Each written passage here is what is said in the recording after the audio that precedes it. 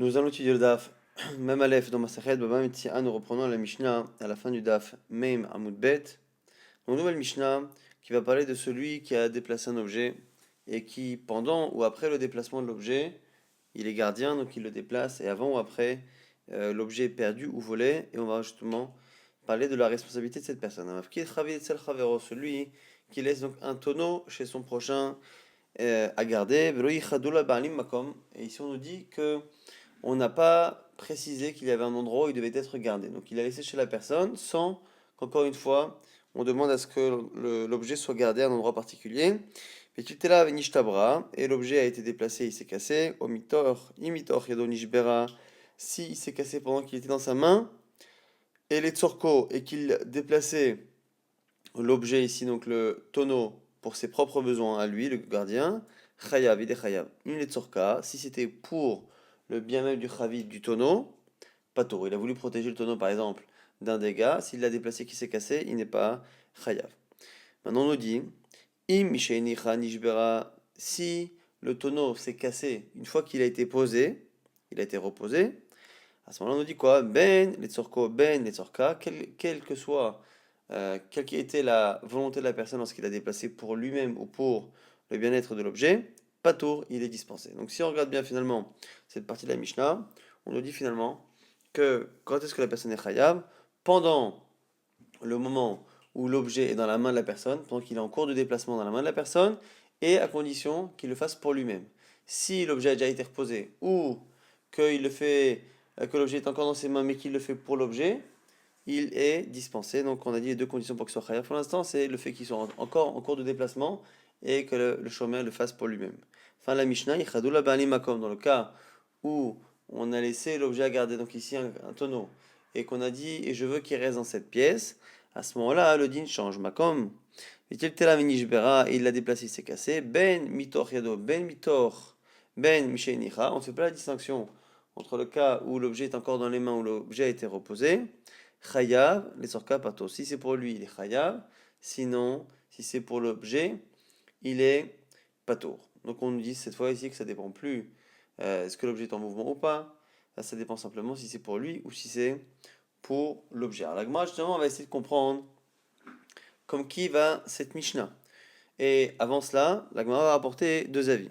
Rabbi Shmuel et Rabbi Akiva au sujet, au sujet d'une halakha qui est lorsque quelqu'un vole un objet, quelqu'un qui vole un objet à la mitzvah de le rendre, à Shavat Xela, comme à Shavat Aveda. Simplement la question c'est est-ce que la personne peut rendre l'objet, on a déjà parlé de ça par rapport à une Aveda, maintenant par rapport au vol, est-ce qu'on peut rendre l'objet volé sans en informer le propriétaire? Est-ce que la personne, le voleur, qui a rendu l'objet, qui l'a remis à sa place dans la maison du propriétaire, est-ce qu'il a fait la mitzvah de la Shavat Gezela à partir du moment où il l'a posé, même si le propriétaire n'est pas au courant, c'est une marloquette. Donc selon Rabbi Shmuel, il n'y a pas besoin d'informer le propriétaire. Selon Rabbi Akiva, il y a oui besoin d'en informer le propriétaire. Et justement, l'Agmara a l'impression que finalement, c'est ça finalement qu'on a dans notre Mishnah. Puisque dans le début de notre Mishnah, on nous dit que une fois qu'il est reposé, l'objet, il n'y a aucun problème.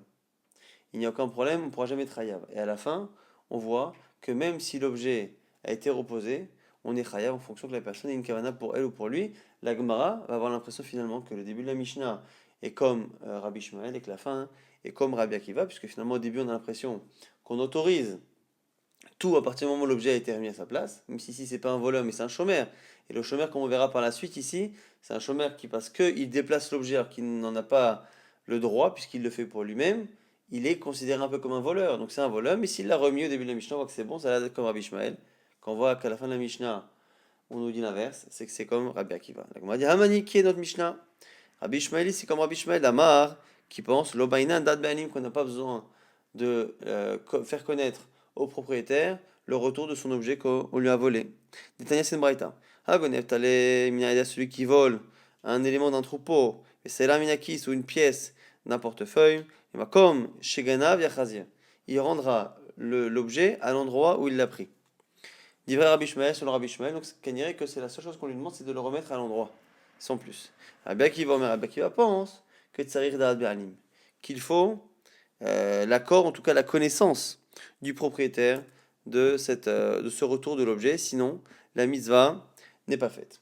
La Gemara dit, alors, la Gemara dit, I Rabbi Ishmael, Malira, lo yichadou. Si on dit que la Mishnah, c'est comme Rabbi Ishmael, alors pourquoi hein, on a dit que c'est un cas où lo yichadou makom, c'est-à-dire qu'on n'a pas prévu d'endroit. Qu'est-ce que ça change? A fait lo yichadou nami. Même si on avait prévu que l'objet soit gardé à un endroit, à partir du moment où, selon Rabbi Ishmael, quand il a pris l'objet, il était voleur, quand il a rendu l'objet volé, il a fait de la misa. Alors la Gemara dit, lo mi banakama. En fait, c'est un lom non seulement ça, mais ça aussi. Lom yichadou temokomahu. Non seulement il est pas tour quand il y avait un endroit qui était prévu. On veut que l'objet soit à cet endroit. S'il l'a déplacé, qu'il le remet à l'endroit, il est exactement dans le cadre de ce qu'a demandé la personne. Et la filo lo yichadou. De là, mekomahu, même s'il n'y a pas eu d'endroit qui a été dès le départ prévu. Et donc, ce qui veut dire que quand la personne remet l'objet, c'est pas forcément l'endroit où le veut le propriétaire. Là, on voit que on vient de nous apprendre que sur le Rabbi Ishmael, même dans ce cas-là, on n'a pas besoin d'en informer le propriétaire. Ah, Manak m'a dit, mais le problème, c'est qu'on a la fin de la Mishnah, qui elle a l'air de dire que qu'on ait reposé l'objet ou pas, on est chayav si on l'a fait pour nous-mêmes. Et Masefa, Yichadula Bani Makom et Nishbera. Si on a prévu un endroit, on a dit qu'on l'a déplacé, qu'on l'a cassé, ben Mitor Yado, ben Mitor Mishenicha, que l'objet soit dans la main qu'on l'ait posé. Les Tzorko Hayav, les Tzorka Pato, si c'est pour lui, il est Hayav, sinon c'est Pato. La Gemara nous dit à la fin de la Mishnah, c'est Rabbi Akiva. Ata, et Rabbi Akiva, Dama Beinandad Banim, qui pense qu'il faut l'accord. Donc le début de la Mishnah, c'est Rabbi Ishmael. La fin de la Mishnah, c'est Rabbi Akiva. La Gemara s'étonnera de cela, mais en tout cas pour l'instant, on l'accepte. La Gemara dit, attends, si c'est Rabbi Akiva, pourquoi on a parlé d'un cas où on a justement prévu un endroit particulier? I Rabbi Akiva Meira Yechadou, Afilolo Yechadou Nami. On aurait dû dire même dans le cas où il n'a pas prévu d'endroit. La Gemara dit, l'homme Ibanakama, même type de réponse. Ça et non seulement ça. L'homme Ibayalo Yechadou de la Mekomahu, non seulement lorsqu'il n'y a pas eu d'endroit prévu, Rabbi Akiva et Mahmir dit que si, même s'il le remet à l'endroit, ça sert à rien. Et la filou Yechadou Namidim Komahu, même quand l'endroit a été prévu dès le départ. Je veux que l'objet soit gardé ici. La personne le déplace et le remet ici. On aurait pu penser que cette fois, Rabbi Akiva serait d'accord que finalement la volonté a été plus ou moins respectée. Comme justement que Bainan, qu'il faut l'accord. Donc ici, ce qu'on nous dit ici pour l'instant, c'est que le début de la Mishnah c'est Rabbi Ishmael, la fin c'est Rabbi Akiva. Donc Rabbi Ishmael qui dit qu'à partir du moment où on remet l'objet à sa place, on n'a plus de responsabilité, parce qu'on n'a plus de mise on a fait la misa. Selon Rabbi Akiva, c'est la fin de la Mishnah. Tant que la personne ne sait pas, on est chayav. C'est la raison pour laquelle ici, qu'il mette l'objet ou pas, il est chayav. Tant que la personne n'était pas au courant et donc que l'objet a été volé entre temps. Ça, c'est l'explication de la Mishnah. Donc début Rabbi Ishmael et la fin Rabbi Akiva. La Gemara va s'étonner. Reisha Rabbi Ishmael, Seifa Rabbi Akiva. Comment une même Mishnah qui paraît anonyme et donc qui est anonyme, qui paraît d'être du même auteur, comment peut-elle être à la fois de Rabbi Ishmael et de Rabbi Akiva? La Gemara dit in, oui. Nama Rabbi Yochanan, car on a entendu ça de Rabbi Yochanan, qui disait Man dimtargeli chavit, celui qui est capable de m'expliquer la Mishnah de Chavit, qui est notre Mishnah, Aliba de Chatana, au nom d'un seul et même Tana, c'est-à-dire qu'il réussir à finalement homogénéiser les deux avis, les deux idées. Movina Mane Batre les Basuta. Je transporterai les ustensiles et ses habits derrière lui quand il ira se laver au Mechat, c'est-à-dire que je l'accepterai comme maître et je serai son serviteur. C'est une manière de parler pour dire à quel point il est quasiment impossible d'expliquer justement cette Mishnah comme étant un seul avis. Donc c'est pour ça que finalement on a une preuve à ce qu'on a dit que la Mishnah est finalement composée de deux avis opposés. Ça, c'est une première lecture de Rabbi Yochanan. Certains ne seront pas d'accord. En tout cas, la Gemara, au passage, nous explique un peu la Mishnah. Tirgema Rabbi Yaakov bar Abba Kamedera. Explication de la Mishnah de Rabbi Yaakov devant Rav. Shenatla almenat le gozla. Celui qui a déplacé. Pourquoi il est chayav? Parce qu'il l'a déplacé dans l'intention de le voler. Il l'a déplacé dans l'intention de le voler et finalement, il s'est cassé. Il est chayav. Tirgema Rabbi Nathan bar Abba Kamederav, autre explication qui a été donnée devant Rav, chez Natla Almenat Bayad. Non, il a déplacé dans le but d'être Sholeh Boyad, d'atteindre, de porter la main dessus. On verra exactement ce que ça veut dire Shlichut Yad plus tard. Il m'a dit Bema Kamiplagé. Quelle est la raison pour laquelle les deux ne sont pas d'accord? Bishlichut Yad Sricha Chisaron. Est-ce que Shlichut Yad, est-ce que le fait d'envoyer la main, c'est quelque chose qui a besoin d'une perte? Man de Ama les là. Celui qui pense qu'il avait l'intention de le voler, il pense que Shlichut Yad, quand la Torah elle a parlé de quelqu'un qui a porter la main vers l'objet, c'est un cas où il y a une perte. Mandam al-alamba le'ishloch bayad, kasava shechut yad, eina tzricha chisaron. Celui qui dit qu'il a simplement voulu envoyer la main, c'est-à-dire qu'en fait, il estime qu'on peut très bien être chayav, même si on n'a pas eu l'intention de faire un chisron kis, donc une perte d'argent. La Gemara objecte, matkifla rav shechet, midin et ala katane, tiltela katane. Le problème de ces deux explications, c'est que ça connote la personne a pris l'objet finalement pour en faire quelque chose pour elle. Et on a l'impression finalement qu'on aurait dû dire Netala qu'il l'a pris. Or c'est marqué Tiltela, il l'a déplacé. Rachel propose une autre explication du coup. Et là, Amarachach et Achabe Maskina, de quoi parle-t-on? Et quand chez Tiltela, les Havir, elle est à Gozalot. Donc c'est un cas où il l'a déplacé pour l'utiliser. Et Kassavar, Shoel, Shelomida Ad Gazanave. Il a voulu monter dessus, sur le tonneau, pour aller chercher des petits oisillons, des oiseaux, Gozalot. Et il est monté dessus, et à ce moment-là, le tonneau s'est troué, s'est cassé. Et donc ici, il n'est pas Chaya parce qu'il a voulu voler, sinon on aurait dû dire Natala, qu'il l'a pris pour lui, qui s'est cassé. C'est un cas où il a simplement voulu emprunter. On lui a laissé un objet à garder, lui il a voulu s'en servir pour monter dessus, et à ce moment-là, il l'a cassé. Et comme il a été Shoel, il a emprunté l'objet mais sans demander, à ce moment-là, il est comme un voleur. Et comme il est comme un voleur, à ce moment-là, c'est là qu'on retourne dans Rabbi Shmuel et Rabbi Akiva, justement. On a dit que comme il est voleur, selon Rabbi Shmuel, qui est le début de la Mishnah, il suffit qu'il remette l'objet à sa place pour qu'il arrête d'être un voleur, qu'il ait fait la mitzvah de rendre, et à ce moment-là, il n'est plus responsable de ce qui arrive après.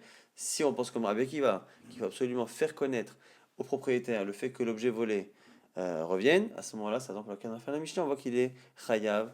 À partir du moment où il l'a fait pour lui, même si l'objet a été reposé. Ça, ce sont les trois explications de en quoi il a un statut de voleur, soit parce qu'il a voulu le prendre pour le voler, soit parce qu'il a voulu le prendre pour simplement être choler boyad, sans qu'il y ait réellement de chisaron, soit il a voulu simplement s'en servir. Ça, c'était les trois idées. Et maintenant, la Gemara va donner une autre lecture. Au lieu de dire que le début c'est Rabbi Shmuel et la fin c'est Rabbi Akiva, comme avait dit Rabbi Yochanan, et la Gemara au départ, la Gemara va dire non, finalement on peut tout lire comme Rabbi Shmuel. Et Chula Rabbi Shmuel, tout est Rabbi Shmuel, Veseifa, et la fin, Sheinicha bemakom sheina mekoma. C'est un cas où il l'a remis mais pas à l'endroit prévu. Donc dans la fin de la Mishnah, on a dit ils avaient prévu un endroit pour l'objet, la personne a finalement déplacé, après quand on dit qu'il l'a remis, il n'a pas remis à l'endroit qui était l'endroit de départ, l'endroit prévu. Donc c'est la raison pour laquelle il est chayav et qu'on ne tient pas compte du fait qu'il est remis. Mais sinon, on aurait dû dire que s'il est remis à l'endroit, il est pas tour selon Rabbi Shmuel. La Gemara nous explique pourquoi Rabbi Yochanan n'a pas pensé à cette réponse-là. Hein. Parce que Rabbi Yochanan, il pense que le lachon de la Mishnah qui dit qu'il l'a remise, qu'il a remis le tonneau, donne l'impression qu'il l'a remis à l'endroit de base, à l'endroit qui était son endroit de départ. Et donc c'est la raison pour laquelle Rabbi Yochanan n'accepte pas cette lecture. C'est la raison pour laquelle Rabbi Yochanan préfère dire que le début de la Mishnah c'est Rabbi Shmuel, la fin c'est Rabbi Akiva, parce que cette réponse-là nous oblige à lier une partie de la Mishnah de manière contraire au sens premier. Maintenant on reprend un sujet qu'on a vu avec une marloquet, Itma Rav et Levi, les deux, Chadama, Shlichotiad, Srichat Chisaron. Chacun, donc un pense que Shlichot Yad, le issour de Shlichot là qui est marqué dans la Torah, c'est un cas où il faut qu'il y ait un chisaron. Donc pour être chayav de Shlichot Yad, il faut qu'il y ait une perte tout de même dans l'objet, Chadama, et l'autre pense que Shlichot Yad est Nasricha chisaron, qu'il n'y a pas besoin de chisaron. La Gemara va nous prouver qui pense quoi. Donc c'est Marloquet Rav et Levi, la Gemara dit, Tistayem, tu peux a priori avoir la preuve que des raves, ou des amar Shlichot Yad Nasricha chisaron, que c'est raves qui pensent qu'il n'y a pas besoin d'une perte. Pourquoi? C'est une braïta qu'on va citer, sur laquelle on va poser des questions, et de ces questions vont découler finalement un pshat qui va montrer que c'est Rav qui pense qu'il n'y a pas besoin justement de chisaron, de perte effective. Des Tanya Roé, Shaya Roé Hydro, donc on a un berger qui s'occupe de son troupeau, Venir Hydro, ou Balaïr, il a laissé le troupeau dans le champ et il est parti en ville. Vazeev Vetaraf, ou Baari Taras, sont venus des lions ou des loups et ont finalement mangé des bêtes, patouré et dispensé. S'il a laissé son bâton ou ses objets sur les animaux, il est chayav. Là-dessus, on objecte. Quoi? Parce qu'il a laissé un objet dessus, il est chayav, il est coupable. Ah, chaklino, a priori, il l'a enlevé, donc il l'a posé, il l'a enlevé. Amar Nachman, Amaraba, Baravo, Amara, on a dit donc c'est un cas où le bâton est dessus. On dit alors, et quoi? Même s'il laissait le bâton dessus. Ha, l'omashra, il n'a pas tiré l'animal. Pour pouvoir être considéré comme un voleur, il faut qu'il fasse un acte de kinyan. Marav Shmuel Bar Yitzchak Amarav, on a dit chez Kisha, Makel, Veratzta Lefanav. C'est qu'il a déplacé l'animal. Il n'a pas tiré, mais il a donné un coup avec le bâton de telle sorte à ce qu'il avance. Et c'est la raison pour laquelle il a fait une sorte de kinyan. Et à ce moment-là, c'est la raison pour laquelle il sera chaya. La dit, alors chisera, mais il n'y a pas eu de perte. Et la lashma amina, kasava shechotiad natzrecha chisaron.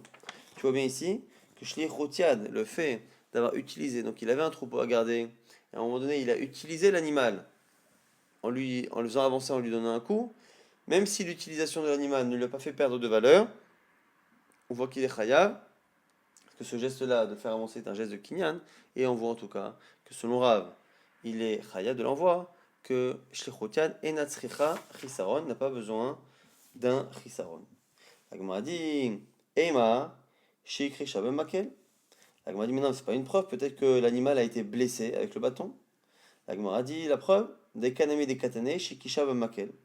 Regarde, en plus c'est marqué que comme il l'a frappé, ça veut dire que justement, si on précise qu'il l'a frappé, c'est que le coup a eu justement une incidence sur la bête, et donc elle a été blessée. Et donc si elle a été blessée, ça veut dire justement que il y a eu une perte. Et donc si on dit qu'il y a une perte, ça veut dire qu'on a voulu dire justement qu'au contraire, c'est Rav qui pense qu'on est chayav que s'il y a une perte. Et donc Lévi qui pense l'inverse. Du coup, Midara, ça va. Et si maintenant on dit que Rav, c'est lui qui pense qu'il faut un chisaron pour être chayav, c'est Lévi à ce moment-là qui pense, ça va. Maintenant, on va essayer de comprendre la vie qui pense qu'il n'y a pas besoin de chisaron. Maïtarmad et Lévi. Pourquoi il n'y a pas besoin de chisaron? La Gemara nous explique. Amar Yochanan Mishum Rabbi Yosef ben Nehorai. Mishuna shlichut yad amura beshomer sachar, mishlichut yad amura beshomer chinam. À cause d'une mémoire qui est citée par, au nom de Rabbi Yossi ben Nehorai, qui dit que shlichut yad interdit de toucher, de profiter et d'utiliser un objet ou un animal qui est gardé chez nous. Il est écrit à deux reprises, mais il est différent dans le shomer sachar, dans celui qui est gardien rémunéré, celui qui est gardien gratuit. Donc voilà ça, Vani Omer. Et Rabbi Yochanan qui lui-même cite Rabbi Yossi ben Noura qui lui fait cette distinction, il dit Vani Omer, moi je pense, et Inameshuna qu'il n'y a pas de différence entre les deux. Alors, Umaï Meshuna, c'est quoi la différence entre les deux? Là, comme on va expliquer, c'est comme ça qu'on va comprendre mieux la vie de Lévi. Maï Meshuna, Lot Amesh Shochotian, Beshomer Sachar, VTT, Mishomer Chinam. On n'avait pas besoin d'écrire Shlichotian dans les deux sujets. Dans le cas du shomer gratuit, bénévole, et dans le cas du shomer payant. Pourquoi? Parce que si déjà le shomer bénévole, quand il utilise, quand il utilise l'objet, il est chayav, a fortiori celui qui est payé, qui a une plus grande responsabilité, qui sera chayav s'il utilise l'animal. Donc on n'est pas besoin de dire les deux. O shomer chinam, shepato, begneva vaveida. Si déjà un gardien gratuit qui est dispensé quand il y a un vol ou une perte, shalar baya, dès qu'il touche à l'animal, chayav, il devient chayav dans le cas de onsim. Shomer sacha, shechayav begneva vaveida, dans le cas où c'est déjà un gardien qui est rémunéré, qui est déjà chayav de gneva vaveda, des pertes et des vols, le kol sheken, que dans le cas où il touche l'animal, chayav de ones. Elle m'a dit donc, lema ilcheta kadvinu, pourquoi la Torah du coup a parlé shichutad également dans le cas de Shomer Sachar, Hamana, on nous dit, l'homme alecha, shlichotiad et natrecha chisaron, pour nous apprendre que shlichotiad, justement, il n'y a pas besoin de chisaron. Donc, en nous répétant que dans Shomer Sachar, il y a justement un chiyuv, ça nous apprend que c'est un chiyuv, justement, même sans chisaron. Non seulement il y a un chiyuv quand la personne est shular boyad, ce qui est pas shoot. Tu as pu penser que ça n'est que dans le cas où il y a un chisaron, une perte, qu'un machma, que même lorsqu'il n'y a pas de chisaron. On a Rabbi Yochanan qui cite ça lui-même dans son avis personnel. Va'ani Omer, moi je pense, et Ina Meshuna, c'est pas différent. Qui Rabbi Elazar qui pense, Damar da veda achat hi. L'une et l'autre sont la même chose. Maïda veda achat, ça veut dire que l'un et l'un sont pareils. Mishum des kalimifras que tu peux objecter à ce Kalvachomer. Kalvachomer était basé sur l'idée que le shomer chinam, le gardien bénévole, est plus engagé que le gardien rémunéré. Là, on m'a dit non, il pichas là. Mal shomer chinam, parce qu'un gardien gratuit, sheken meshalem tashum et keifel beto entan ganav, peut se retrouver à payer plus cher qu'un gardien rémunéré. Si les gardiens gratuits et qui dit qu'on le lui a volé et que finalement c'est faux, à ce moment-là, on lui fera lui payer le double. Or, cette possibilité de payer le double n'existe ici que pour un chômeur, sachar, donc chinam, un chômeur bénévole, non pas pour un chômeur, sachar, un shomer qui est rémunéré. Et donc, c'est la raison pour laquelle finalement on a une preuve que shomer sachar n'est pas toujours plus strict que shomer chinam. Et donc, on ne pouvait pas forcément apprendre l'un de l'autre, et donc il fallait finalement répéter dans les deux versets de Shlichutian, il fallait le rapporter Shlichutian à la fois dans shomer chinam et dans shomer sachar. La Gemara, Oman de l'oparir, celui qui n'est pas d'accord avec cette picha, ça va, Karna beloshua, difa mikfeila beshua. Il m'a dit non, mais là-bas c'est spécial, parce qu'on ne tient pas compte du cas de shua. Celui qui paye le double, c'est celui qui a juré qu'on lui a volé. Donc il a juré, il paye le double, mais c'est pas ça la vraie khumra. Savoir qui est vraiment par rapport à l'autre, c'est combien on paye dans tous les cas. Oublions le serment faux. Parlons d'un cas classique. Est-ce que l'on paye, est-ce que l'on paye pas? Et dans des cas similaires, le cas de vol, par exemple, dans les cas de vol ou dans les cas de perte, celui qui est gardien gratuit est dispensé, celui qui est gardien rémunéré ne l'est pas. Et en cela, on a déjà un cas vachomer. Donc c'est comme ça que l'on explique la vie de Rabbi Lévi. Rabbi Lévi, pourquoi il dit qu'il y a vraiment de shlichotiad, c'est pas de chisran kris dans shlichotiad, parce que shlichotiad stam, c'est marqué déjà dans un gardien bénévole. Si un gardien bénévole devient chayav parce qu'il utilise l'animal, a fortiori celui qui est payé. Et donc pourquoi avoir répété que celui qui est payé, il est chayav quand il touche à l'animal, car machin pour nous apprendre que même s'il n'y a pas eu de perte, chisran kris, à ce moment-là, on estime qu'il est chayav. Maintenant Rava va nous donner une autre explication. Il nous dit que finalement, non seulement on peut apprendre Shomer Sachar de Shomer Chinam par Kalva Chomer, mais même Shomer Chinam, c'est pas obligé de le marquer. Rava nous dit, l'autre Amesh Shechoutian, l'homme Shomer Chinam et Shomer Sachar, c'était pas la peine de l'écrire ni dans l'un ni dans l'autre. Et Tété Michel, on l'aurait appris de celui qui emprunte. Ici, déjà, celui qui emprunte, donc il a l'accord du propriétaire. Shalar Beyad, dès qu'il l'utilise pour faire autre chose, Hayav, mais pas autre chose, il l'utilise pour sa mencha, il est chayav. Donc lui, il utilise l'animal et quand il arrive quelque chose, il est chayav alors qu'il a demandé l'autorisation. C'est un shoel. Donc du coup, shomer chinam, celui qui est gardien, bénévole, ou même shomer sachar qui est gardien rémunéré, à partir du moment où eux n'ont pas eu l'autorisation d'utiliser l'animal, le kol sheken a fortiori que s'ils l'utilisent, ils devront être chayav des onsim. Alors, la Gemara continue. Lama neema chada. Alors, pourquoi avoir marqué finalement ces deux-là? Le premier, pour t'apprendre que tu n'as pas besoin de perte pour être chayad de shlichutiad. Ve'idach.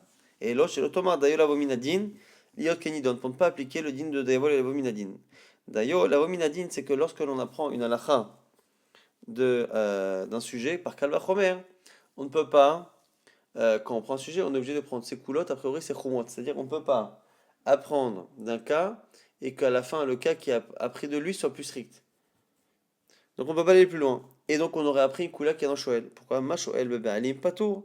Le Shoel, celui qui emprunte, lorsque le propriétaire travaille avec lui, il sera dispensé des accidents qui arrivent.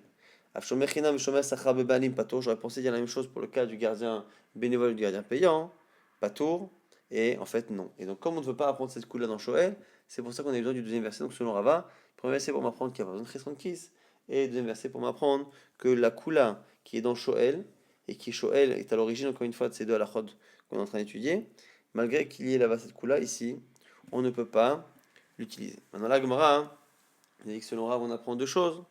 Un Chesron Kis, qui a besoin de Chesron Kis, et l'autre que justement, et la coula de Shoel, on ne l'applique pas. Maintenant la Gemara dit,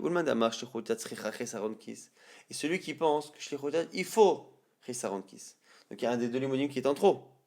Ane tarte Shlichotiad, la Mali, pour avoir parlé de Shlichotiad deux fois. Chada Shelotomada la Vominadin Yelkinidon. Le premier, on a compris, c'est pour dire que, éviter que le Kalvachomer me fasse apprendre les coulottes qu'il y a dans le cas du Shoel.